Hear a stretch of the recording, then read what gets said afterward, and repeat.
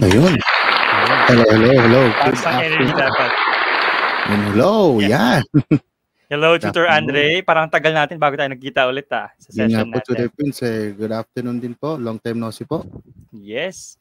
Ayan, nakakatuwa na nakabalik ako ulit sa ating live broadcast.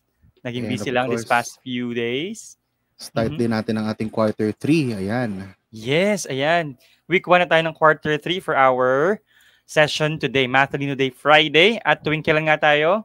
Tuwing 1 o'clock to 1:40 p.m. Every Friday yan. Alright. So kami pa rin ang inyong makakasama from today hanggang dulo at hanggang siguro next year. Kung magstay pa rin tayong parehas, Tutor Andre. Yes. Ayan. And ayan. So i-promote lang natin syempre yung mga platform ng E2Lie. Unang-una na dyan syempre yung ating sariling Facebook page. So hanapin nyo lang DepEd E2Lie. So education website ang magiging parang description doon. And then we also have our own YouTube channel. So hanapin din sa YouTube ang YouTube channel ng DepEd E2Lie. Alright? Ayos. Talaga lumalawak na tayo, Tutor Prince. Yes, kasi nga hashtag level up ang E2Lie this school year. Paano pa kaya next year, level up and up? So, hindi ko alam ang tatawag doon. Okay. Double level Ayan, up. so, yes, double level up na yun. Okay. So, mag-start na tayo muna sa pag-recognize ang ating mga Tutie of the Week. Ang mga nakapag-submit ng kanilang output sa homework na binigay mo last Friday. Yes, tama po, Tutor Prince. Ayan. Sino-sino nga Bumabandera. Ayan, bumabandera ang ating pinakaunang solvemate, Nerwin Pinegal Jr. Congratulations, Nerwin. Congratulations. Ayan, nandyan din si Gracie and Kionisala. Congratulations. Ayan. Featuring the air conditioning unit. Ayan, with matching yes. Oo, may AC. Oo nga, pang foggy-foggy pa yan, ha? Is it because of the AC, Gracie? Okay, next is si yes, si Ian Gale RD Line na parang medyo mahangin sa kanyang ano, ha? Baka nahawa doon sa aircon ni Gracie. Ayan. Ayaw na. Nahanginan din ng aircon with the British. Okay, next. Ayan ang magandang dilag din. Ayan, Maybe Zacarias. Ayan, ating soulmate. Ayan, may paperlas ng silanganan si Arian sa kanyang OOTD. Next. Ayan. Ito isa pa. Si Jeric Johan S. Ramirez. Ayun. Mukhang soity ito parang balat pa lang rich kid na. Hindi, joke lang. Parang okay, next. Ng mall. Oo. Ito syempre, hindi magpapatalo si Adrian Ray D. Rivera all the way from SDO. Isabela. Wow, isa din sa ating mga suking self-mate. And syempre, na-miss natin yung kanilang kortinang kulay kahel. Next, na-miss ko rin ang Padorna ni Gerald RBD Cantor. Hello, soulmate. All the way then from SDO Isabela. Sumunod, ayan. May pa-blue sky. Blue background. Blue sky. Ni Henry Steven. Pikadapan, ayan. Soulmate din natin yan. Very prim and proper, no? Naka-uniform talaga si soulmate Henry sa kanyang picture. Next, ayan, syempre. Hindi rin papahuli ang ating unang naging alamat duty sa ating dito sa E2Lie for this school year for grade 6. So, si Enaj Erica J. Galang. Ayan, from Sinagwalasan Elementary School yan. Yes. Sa Bacoor. Next, kababayan mo? Yes, kalugar ko, sir. Yan. Yes, ayan. And meron pa ba? Ayan. Ayan, syempre. Ayan, panghuli na, si Gwyneth Angeline L. Tolentino. Ayan. May habol natin si Gwyneth Angeline. Hindi siya yung hindi siya yung nag-breach ng protocol, ha? Iba yung. Yeah, ibang Gwyneth yun. Ibang Gwyneth yun. Hindi siya Tolentino. Okay. So for our lesson today, for our episode today, week 1 na nga tayo. So ang ating pag-uusapan, visualizing and describing the different solid figures using various concrete and pictorial models. Ayan. So parang gagawin na tayo sa geometry part ng ating lessons. Yes. Ayan. Bumati na ba tayo, Tutor Andre? Parang di pa tayo bumati, ha? Ayan. Sige, take it away, Tutor Andre. Ayan. Sino ba yung mga ating mga pwedeng batiin natin? Kasi actually, hindi ko pa ma-view. Masyado tayo natatabunan, no? Sige, baka meron ka dyan, Tutor Prince. Sige, wait. Open lang natin ang ating sa cellphone kasi. Ayan. Ayan, by the way, sige, habang ino-open ko. Pasalamat tayo syempre sa Central Office sa pagpapagamit nila ng module na ito para maging basihan natin sa ating presentation this afternoon. Ayan. Salamat, CEO. At syempre sa region na nag-ambag na o division nag-ambag na ng module na ito para magamit. Yan, mukhang hindi ko pa ma-open yung aking... Ako din po eh. Wait lang po. Wait lang ha. Baka may pa-shoutout. Tayo prepared ha. Tayo prepared. Ayan, syempre, ayos ko muna batiin syempre ang aking station dito sa Mabalacat City, ang Duquet High School. Hello sa mga co-teacher ko sa Duquet High School. And of course, sa aking mga co-teachers na din dito sa SDO Las Piñas, sa Las Piñas North National High School. Hello sa inyo lahat. Yes, headed by, syempre ang principal namin si Ma'am Jessica T. Season. Ayan, pwede na akong... ating principal, Sir Carlos Alexander Espigon. Hello po. At ang aking department head, si Ma'am Nimpa Mangulabnan. Hello po. Ayan. Right. Ayan, but, wait lang. Talagang ginamit ang pangalan na to. Paro-Paro G Zumba, good afternoon sa'yo. Ganun din kay Kevin Martin Daluntap, watching from Sorsogon East Central School, Sorsogon City, Grade 6, SSSE Advisor, Ma'am Jessica Ramiscal. Hello sa'yo, Gerald. Hello, Eliza Jane Atriginio.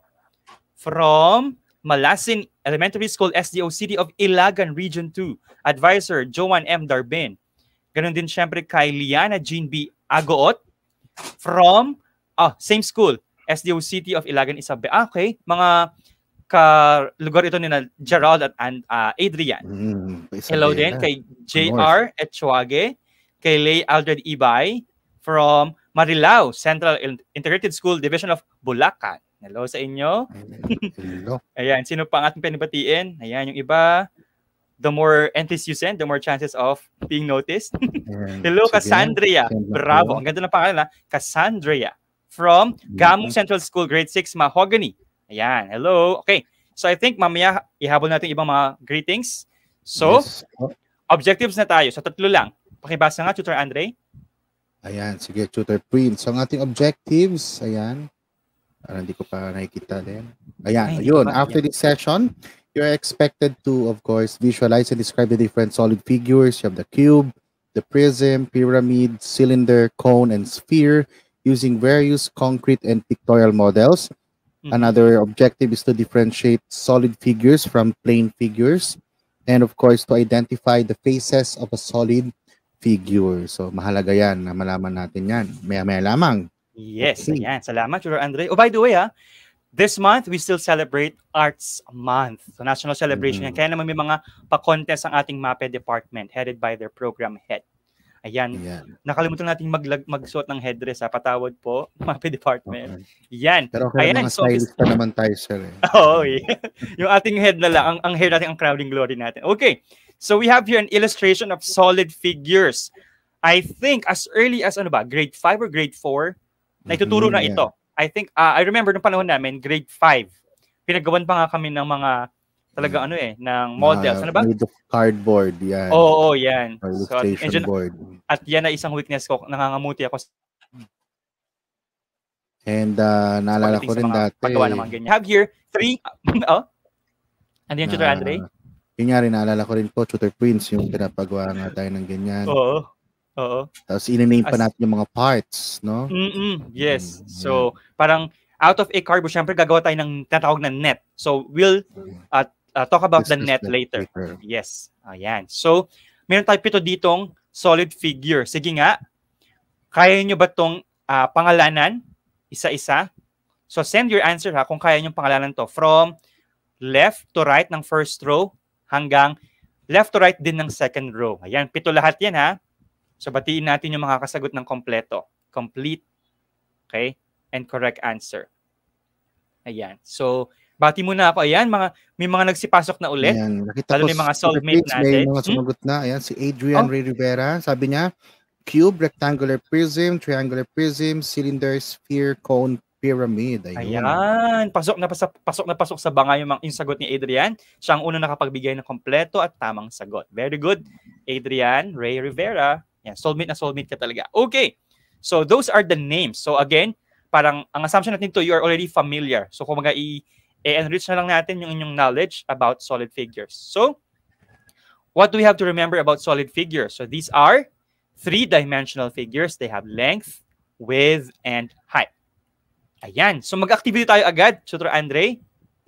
So, sige, tingnan natin. Ayan. Ma-determine nyo kaya ang solid figure na nire-resemblance o nire-represent ng bawat object shown on your screen. Sige, tingnan natin. So these are real-life objects. So by the way, all the real-life objects are three-dimensional. Even yung bond paper, di ba?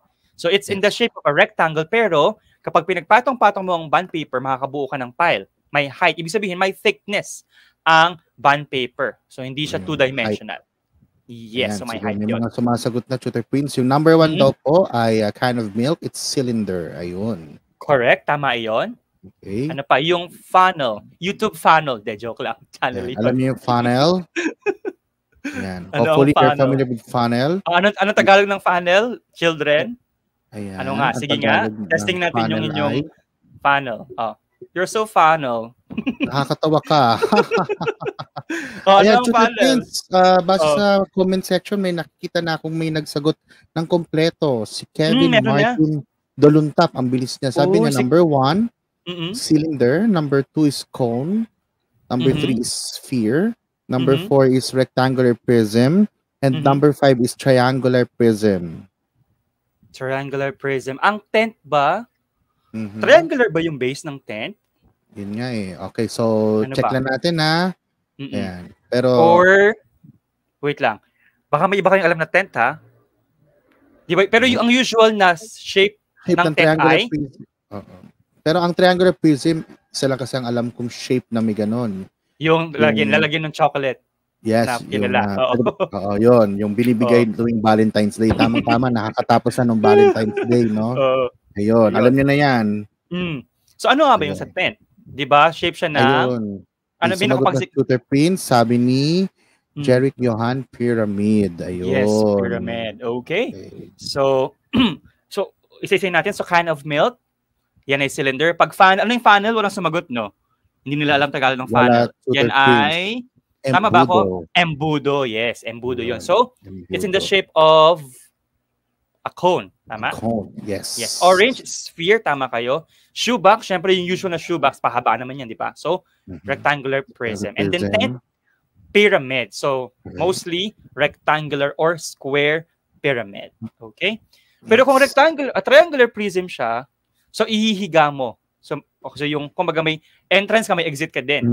Tama, no? Kung na-imagine mo. Pero the usual tent kasi, syempre, yung alam natin yung pag ganun lang. Nakatayo, no? Yes. Na tinitirahan talaga pag camping. Nakakamisin yung camping. Sana naka-experience na ng camping. Okay. Ayan, so next set na tayo. So this time we have soccer ball, dice, globe, box of chocolate, and then drum. Okay, ayan, so medyo ano muna tayo, lumalayo muna tayo sa pagsosolve. So we'll deal now with geometry. Unang lesson natin is solid figures. And then later we'll also touch plane figures and differentiate the two. So solid versus plane. Ayan. Okay, so 6 to 10 na tayo ha. Ayan, so very active ang ating mga learner ha. Ayan, sana kung gaano kayo ka-active sa ating comment section ay ganun din sa paggawa or pagpasa ng homework. Ayan. Para marami-rami na kami mabati ni Tutor Prince ng mga solvemates. Ayun. Yes. Dati kasi umabot tayo sa 14. Oo. Mabigyan namin kayo ng award in the end of the quarter, di ba? Yes. Sayang din. Ayan. So basahin ko ang inabasa kong sagot na kompleto kay Rihanna Abadier. So, hindi pa pala to. 6 to 10 pala yun. Si Tristan Uriel. Ayan. Uy, Tristan, na-miss ka namin. Hindi ka na nagpapasa ng output mo. Magpasa ka naman, Tristan, if you have time, ha? Yes. Ayan, so sabi niya, Tutor Prince, basahin ko na po, So, una daw, number 6 is sphere, number 7 is cube, number 8 is sphere, number 9 is rectangular prism, and number 10 is cylinder. Ayun. Yes. Ang sa number 9, pwede rin naman dyan ang square prism or yung cube. Triangular prism din, pwede din. Pwede din, depende sa chocolate brand. Oo, yes. So, lalagyan ng chocolate. Iba-iba. So, there are many possible answers sa number 9. So, depende yan sa kung ano yung binigay or natanggap nyo nung Valentine's Day. Yes, tama yan. Okay, so much for that. Let's have activity 2. Ayan, so mabilisan lang. So, number 1, syempre, ball. Yan ay representing sphere, a real-life object for sphere. And then, syempre, yung sa number 2, So, Ayan, yung alam natin, nagawa ng mga Egyptians. Ayan. yes, yan ay pyramid. Yeah. Kanta din ni Next. Charif yan. Oo, lahat na. Tumbang preso. Naglaro pa ba kayo ng Ayan. tumbang preso nung bago mag-pandemic? So, yan ay Ayan. cylinder. At yung Course. number 4, Yan, favorite, all-time favorite, wala ng init. Ayan. oo. Para Pero wala lang malamigin laman tayo. to. So, yan ay Mhm. cone, ice cream cone. So, that Ice is, cream of course, cone. cone. Panghuli, yan, may sumisilip Ayan. na tela dun sa, parang sa Mhm. dulo. Ano to? Ano kaya yan? Yan. Baka So, this biglang is a, manggulat tayo dyan. yan ay rectangular Rectangular prism. prism. Ayun. Okay. So, hopefully, nakuha ninyo yung Mhm. answer sa ating mga illustrations, no? Ayan. So, Okay. bago tayo mag-define ng iba pang terminologies, let's first define the following: faces, edges, and vertices. Kasi hindi lahat ng solid figure may face, may edge, saka may vertices. So, ano ba yung face? Pag sinabing face, Tutor Andre, ano po ito? Ayan, sige, Tutor Prince. So when you say face, the term face refers to a flat surface with only straight edges, as in prisms and pyramid. So example given, a cube has 6 faces. Ayan. No? So, malinaw dito sa definition natin na ang face dapat ay polygonal or it's a polygon. So, for a solid figure to have faces, those should be flat surfaces and they are only made with straight edges, meaning polygon nga, kagaya ng nakikita natin sa faces ng cube. Meron siyang 6 squares, tama? A cube has 6 squares as its faces. Ayan, next na tayo. So, ito paglilinaw lang, okay? Yung mga curved surfaces such as those we see in cylinders, cones, and spheres are not classified as faces. So, we can just refer to them simply as curved surfaces, but not faces. Okay? Yes. Okay, next na tayo, Teacher Andre. Kasi baka kalahin nila kasi flat din yung circle eh. Pero we cannot consider that as a face, no? Mm-hmm. Ayun. Yes. So similarly, yung flat surfaces with curved boundaries, such as, yun nga, yung sinasabi ni Tutor Andre, flat man yung circle sa cone, which are the bases of the cylinder, sa cone sa cylinder din, these are not considered faces because they are not polygons. So they are with curved boundaries. So malinaw yun ha. Pag faces, isipin nyo, polygons dapat. Okay? Particularly, Tutor Prince, para magitin na natin, no? Either it's a square, a triangle, or a rectangle. Yes, so those are examples of faces that we can see in a solid figure. Yes, yan. Okay. So, next, ito, edges naman. Yan. Ano naman ang ibig sabihin ng edge? Okay, Tutor Andre? So, the edge is the line segment where the two faces of a solid figure meet. Ayun. Yan. So, ibig sabihin, kung walang face ang solid figure, wala rin siyang edge. So, therefore, this edge are only for solid figures with faces. Kasi, yung intersection ng faces will be the edges. Ayan, because this is where two faces of a solid figure meet. Okay, malinaw yan ha? So, you are on the edge of glory. So, particularly, Tutor Prince, balikan ko lang yung edge, no? So, parang ito rin yung side. No? Yes, so, the sides. Okay, tama. Na makakabuo ka ng three-dimensional figure or solid figure. Yun na. Okay, next. Finally, yung vertices. So, plural form ng vertex. So, the vertex is the point where two edges of a solid figure meet. So, later, we're going to have an exception here. Kasi yung cone, although wala siyang edges, we call that yung tuktok as a vertex pa din. Parang tip. Yes, yun yung tip. Or I think apex ba ang tawag doon? So, meron siyang special name, apex. Okay. Ayan. So, tungo na tayo ngayon sa mga solid figure. We have to define muna polyhedron. Ayan. Kasi yung mga solid figure, some of them are under this three-dimensional shape whose faces are polygons. So, all the faces of a polyhedron are polygons. Okay? And we have two special types, yung prism and pyramid. So, all polyhedrons are solid figures, but not all solid figures are polyhedra. Kasi nga, solid figures will include cone, cylinder, sphere, but they are not polyhedra. Okay? Yes. Okay. So, prism and pyramid fall under this category. Okay. So, let's now jump to, ayan, prism. Pakibasa nga po, Tutor Andre. Sige, Tutor Prince. So, when you say prism, it is a polyhedron in which the top and the bottom faces, which are known as the bases, are parallel then congruent polygons, and all other faces known as the lateral faces are parallelograms. Ayun. Ayan. So, okay. So, i-highlight naman natin ha. So, yung top and bottom faces are called the bases, while all the other faces are called lateral faces. Okay? So, yung dalawa, bases, all the rest, lateral faces na tawag din. Okay. So, meron tayong tatawag daw na right prism tsaka non-right prism. Kasi, di ba, sabi dito, all other faces are parallelograms. Okay? So, ibig sabihin, pwede siyang maging rhombus, pwede maging rectangle, pwede maging square. So, kapag rhombus siya or parallelogram siya na hindi rectangle, hindi square, hindi right angles ang meron doon. So, but when we talk about prism in this discussion, we will only refer to right prism. So, ganito siya. Merong right angles. Okay? Yes. So, the faces meet at right angles. So, we're talking about right prism. Okay?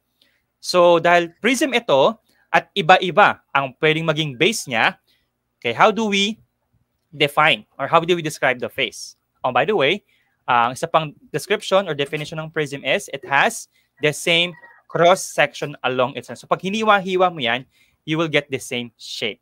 Okay? It will follow the shape of the base. So, if the shape of the base is triangle, we call it triangular prism. If it is square, it's called square prism. Pero ang square prism hindi siya kaparehas ng cube. Bakit?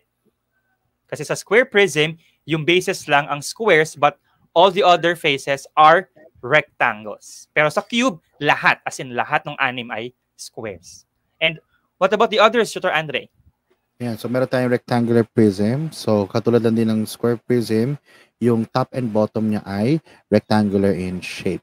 And of course, meron din tayong mga iba't ibang prisms like pentagonal prism. So from the word itself, no, pentagonal. So it consists of top and bottom pentagons. So I'm sure familiar naman kayo sa pentagon, no?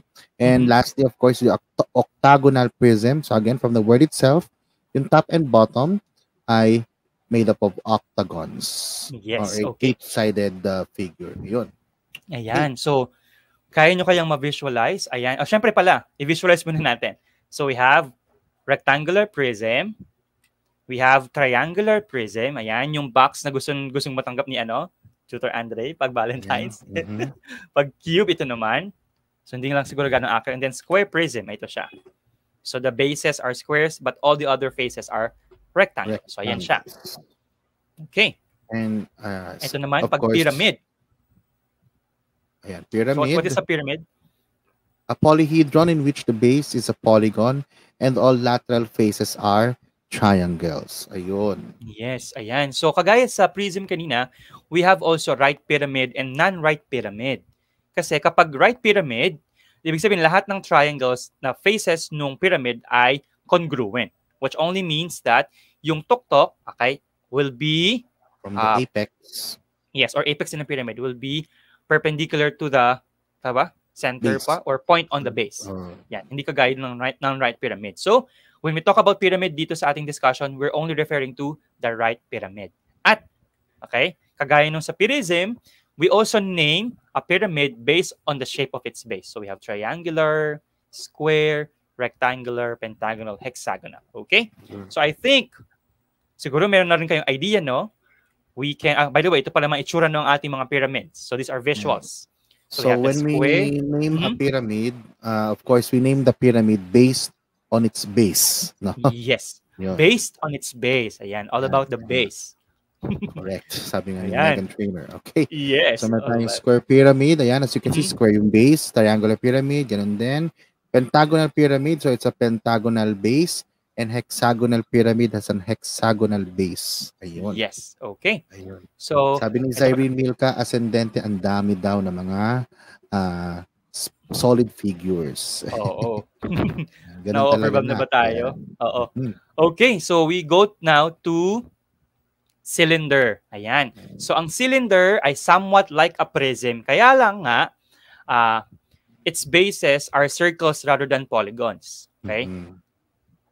And these are congruent naman din when we are talking about right cylinder. Okay? And it has a curved surface. Pero kapag, ano yun? Kapag kinat mo yung curved surface niya, pag nag-flatten yun, that is rectangular in shape, right? Yes. Kasi pag nirolyo natin ang rectangle, and then nilagyan natin ng top and bottom na circles, makakabuo tayo ng cylinder. Yes, okay. Later yata yan, yung nets. Oo. Next Okay. is a cone.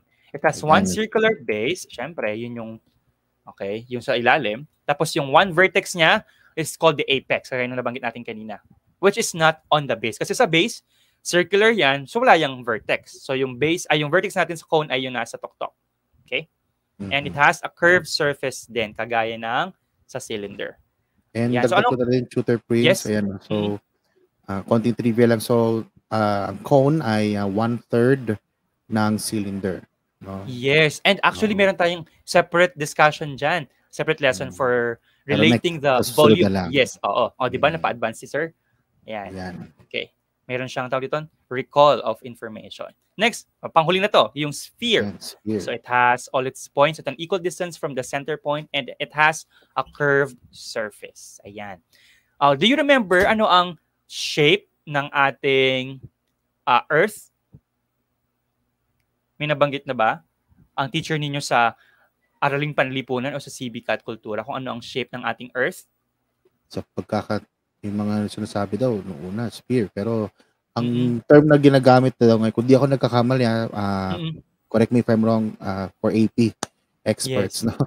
Oblate spheroid. Yes, exactly. That is also what I remember nung binanggit niya ng AP teacher. James Joseph, oblate spheroid. Meron nakabanggit. Very good. Ayan, so remember ninyo. So it's not a sphere but an oblate spheroid. Okay, next. Ayan, activity 3 na tayo.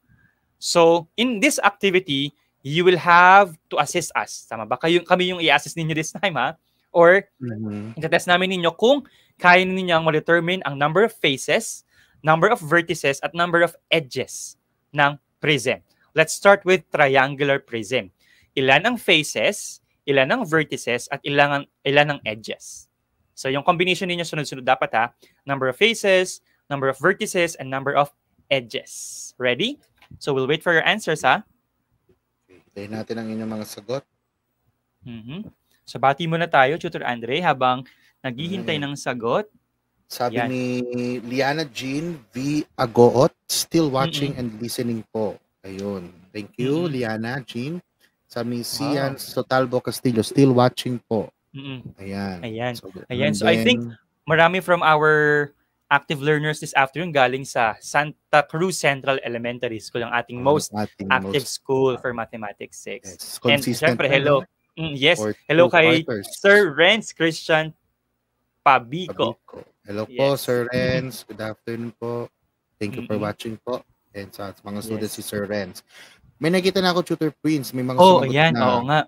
Ang nauna ay si Tristan Uriel Cruz. Sabi niya 488. 488. Tama kaya yung Tutor Andre? 4 ang faces, meaning, syempre meron siyang dalawang base. Tama? Tapos, ilang rectangles yon? Parang may hindi nabilang si ano. Tama ba yung 488? Triangular prism ito, ha? So, analyze niya. Recall niyo yung lalagyan ng chocolate na favorite ni Tutor Andre. 4 lang ba yung faces nun? Meron dalawa na. Sumagot. Tutor Prince, sabi, ito, iba yung sagot ni Sian Sotalbo Castillo. Sabi niya, 5 faces, 6 vertices, 9 edges. Sige nga. So, tama yung 5.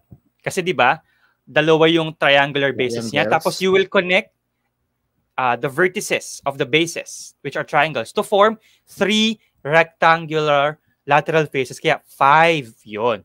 Tapos, so number of vertices. 3 lateral faces. Kaya 5. Yes. So, number of vertices will only depend, of course, sa number of vertices ng bases natin. So, 3 plus 3.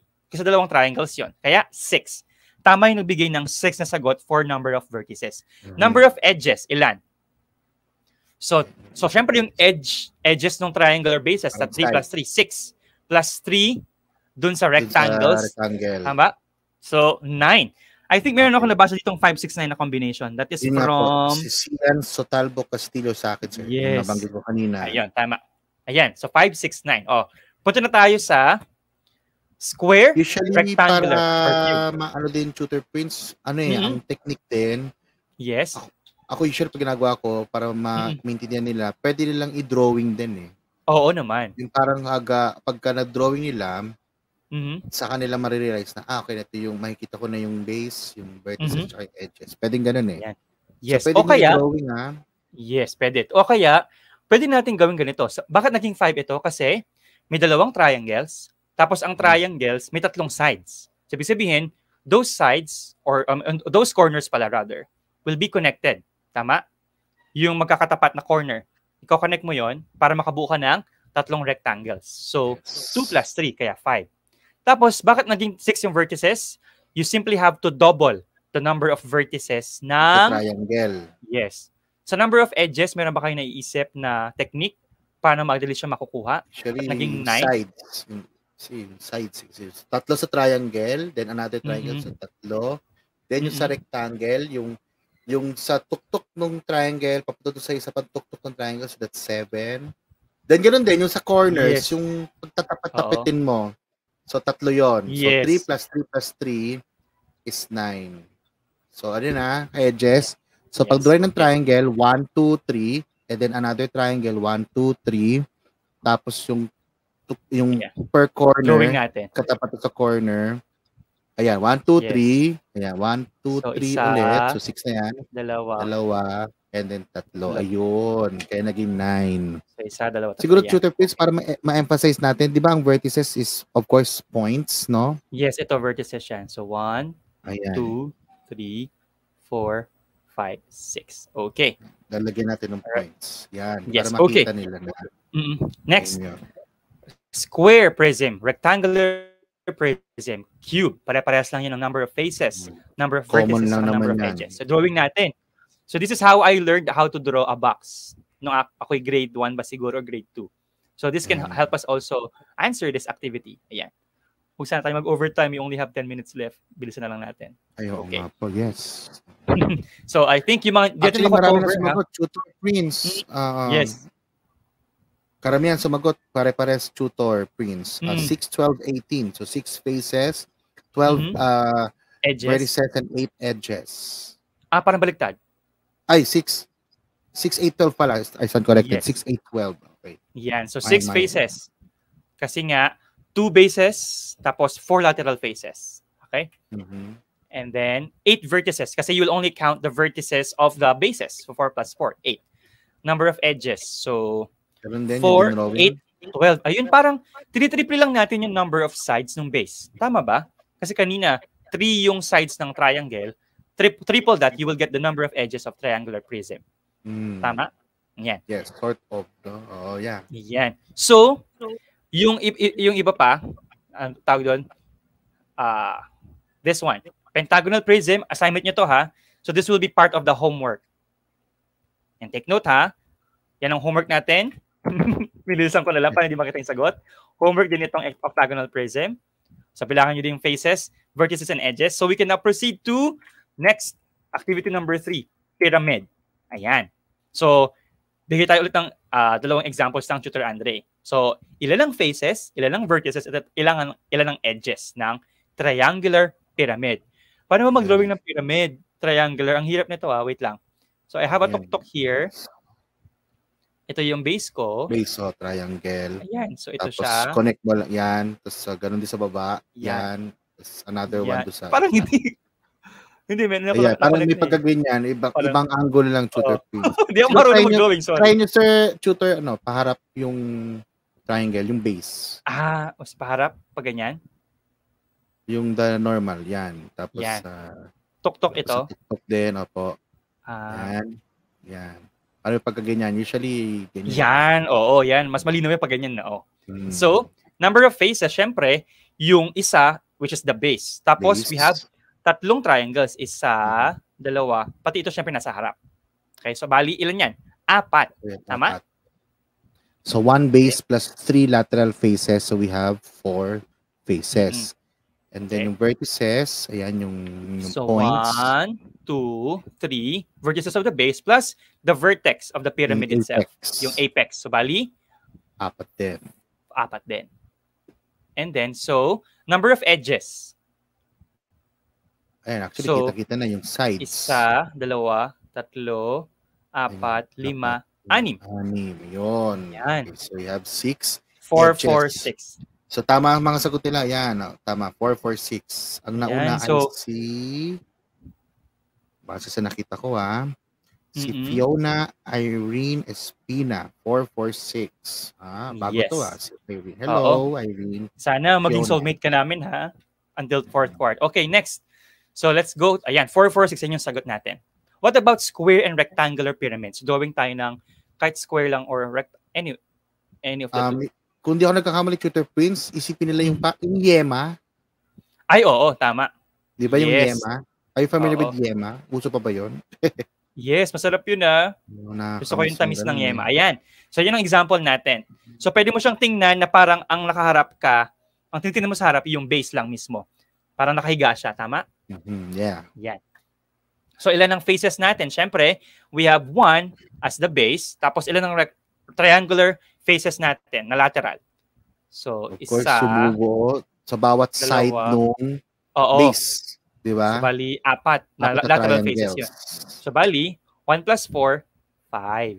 Yeah, tama? So 5 faces.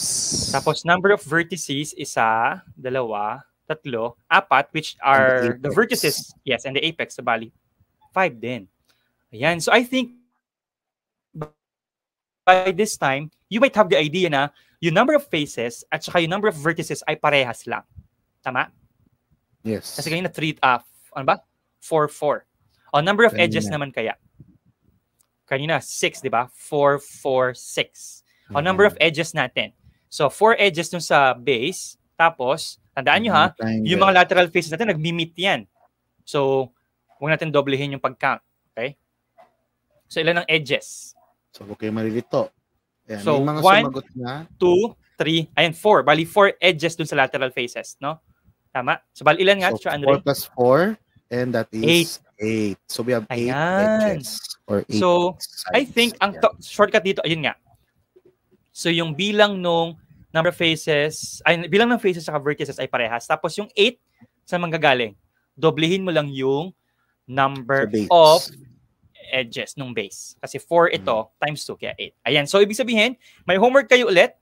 You have to give same set of answers for a pentagonal pyramid, homework ito, and hexagonal pyramid, homework din yan. So, 4 na items na yun, Ano nga yung kanina? Pentagonal prism, octagonal prism, tapos dito, pentagonal pyramid, hexagonal pyramid. Okay? Yeah. Malinaw yan, So, we can proceed na to the next part of our discussion. Huwag tayo masyado mag-overtime kahit 5 minutes lang, pakiusap. Okay? Ayan. So, i-distinguish na natin. Plane figures versus solid. Ayan. So, dito sa ating picture, Tutor Andre, makita natin na naka-segregate na, tawag dito? Nakahiwalay group ang na sila. plane figures sa solid figures. Yes. Ayan. So, plane figures, unlike solid, they are flat, two-dimensional, without thickness, and can be closed or open. So, itong unang tatlo, yan, closed yan. Figure. Ito naman, yan yung open. Ba't siya naging open, Tutor Andre? Yan, so obvious naman, so parang nakabukas siya, no? Oo, kasi hindi tayo walang kumukonect sa dalawang vertices natin dito, ito at saka ito. Kaya open siya. It's an open figure. Ayan. Or closed ang isang plane figure. So, yung mga closed plane figures, some of them are polygons. Like what we see here in our illustration. So we have the square. Wait lang pala. Hindi to polygon itong circle. So we have to exclude this. Kaya sir, some. May nakalagay some. Close figures. Okay. So yung square, rectangle, triangle, and pentagon, they are polygons. But circle is not a polygon. Yes, because it is not made of straight segments. Okay? Next. So some, dito nababagay yung circle. Some closed plane figures are non-polygons. Basta meron silang side na curved. Okay? Okay? Curve ang line. Kagaya nito. Itong circle, it is a curve. Itong semicircle, meron siyang isang curve. Ito, itong part na to. Yes. At ito din. Yan, kinagat na keso. Joke lang. Okay. Ayan, ito yung binabang natin kanina na net. So a net is a closed plane figure that serves as a pattern used to form a solid figure. Dito ako nagdusan noon, Tutor Andre. Ini-imagine ko paano bubuuin yung isang cube out of a raw material. Hindi na yung kahinain ko nga yan So, ito. So, net siya, no? So, ito. Anong net ito? Itong aking giligan ng X, yung mga magkakarugtong na plane figure. So para saan yan, yung net na yan? Makakabuo ka ng Of course, you have cube. Since you have 6 square faces. Yes. O dito naman, ito yung mga bases, ito mga lateral faces. So this is rectangular prism. So R prism. At yung sa baba, bukas ng division sign, no? Yun. Pero ito ay makakabuo ng cylinder, yes. Nabanggit na rin natin yung kanina, Tutor Prince, no? So, pag cylinder, yung rectangular base ay i-roll mo, then i-glue mo yung dalawang circles sa top and bottom. So, we'll be forming a cylinder. Yes. Ayan, yung example ng nets. Oo. I think we will have another, hindi ko alam, no, separate discussion for nets. Ayan. So, pag solid figure, these are what we have to remember. So, each side of the solid figure is called face. Ayan. Para hindi tayo malito, pag sinabing side ng solid figure, gamitin mong term ay face. Now, two faces intersect in a line segment called an edge, and two edges intersect in a point called a vertex. Okay? Yung kanina natin discuss yung sa solid figures. Pero no? syempre, labas dyan ang sphere at cone at cylinder. Kasi wala silang face, kaya wala silang edge, wala silang vertex. Pero lang sa cone, because we can also call this as vertex or the apex. Okay? Apex. Ayan, may activity na tayo. Speaking of nets, I think this is the last one. Hindi tayo mag-overtime masyado. Yay! Hindi tayo masisermulan. Joke lang. Okay. Yes. So, what can we form out of the net in the figure in box number 1? Ito. Ayan. Ano kaya yan? Parang para yung wrapper ng para sa mga yung mga pita bread. Ay, oo. Oo nga, no? Nagugutom so, ano ito? na ako eh. Ayan. Mayroon lang binigay na sagot si Henry. Steven Cadapan. Yes. Number 1 ay cone, number 2 daw ay cube. Yan, good afternoon. Din sa'yo, Cheesy. So this is cone, very good. And this is cube. Very good. Yan. Cone and cube. Okay, next. Pangalawang set. So ano ito? At ano naman ang mabubuo nung itong pang-apat na to? Yan. Ganda ng net nila, no? So, no Tutor Prince. Pang arts talaga, no? Yes. Yan. In-effortan natin gawa ng ano. Yung unang figure parang shuriken ni Naruto. Totoo. Nabivisualize mo siyang ganun, ha? Ayan. Meron kang nakikita, hindi namin nakikita. Yan. Ayan, meron so, sumagot pa. Masagot na. Sabi ni, ang nauna Tutor Prince ay si Marico Asia Vasquez. Bago to, ano? So, una nang sinagot, ang unang figure daw po dyan ay square pyramid. Yes, sige. I-assume natin na this is a square.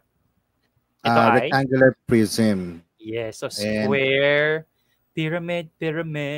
Ayan, and the last one is the rectangular prism. Okay. Yan. Panghuli na lang. Ito, syempre, madali na lang.